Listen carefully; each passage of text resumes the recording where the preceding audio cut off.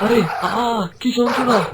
ও ও ও আহ আহ